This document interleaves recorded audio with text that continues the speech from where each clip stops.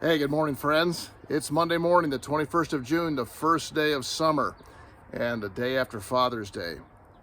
If I asked you this question, what is the one thing you really want for your kids? We could think of a lot of things: success, health, perfect mate, for them to do well in life, to avoid all injuries, to make money. There could be a whole laundry list of things that we could come up with that we really want for our kids. But there's one thing that I would want more for my kids than anything else, and that would include my grandkids. And that is this: that they would develop a heart for God. Because if they have a heart for God, everything else is going to be right. And our verse for the week is found out of Acts chapter 13. I hope you're enjoying reading through the New Testament. You come to some of these verses, they just make you stop and pause, and you think about what was happening then, and you think about how it applies to your life, and then you start to contemplate ways you can be moving in that direction. And this is talking about David, the man after God's own heart, and it is referring to him in a sermon.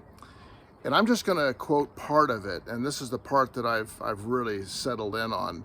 It says this, the second part of chapter 13, verse 22 of Acts. I have found David, the Lord speaking here, I have found David, the son of Jesse, to be a man after my own heart, who will carry out all my will. Think about that for a moment.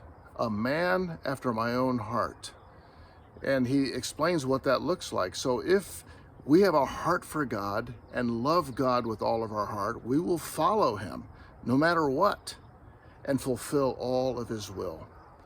I remember hearing in college someone once said that success is finding God's will and doing it. And God's greatest will for you is for you to know him in a personal and intimate way. You notice how we come back again and again to relationship? He's talking about relationship, a man after my own heart. And so I think that with my kids or my grandchildren, how can I help nurture that? How can I help encourage that?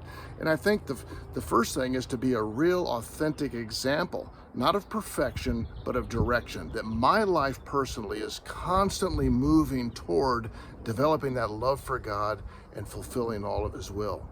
And then I think over the course of time, you have conversations with your kids. You encourage them to get into his word, because that's how they come to know him, through the word and prayer, watching your life, having these conversations.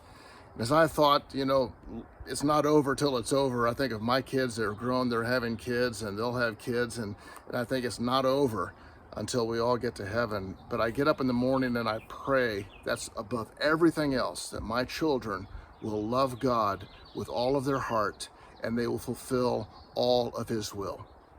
I hope that's your prayer for your kids and for this next generation. I hope you have a great week. Take care.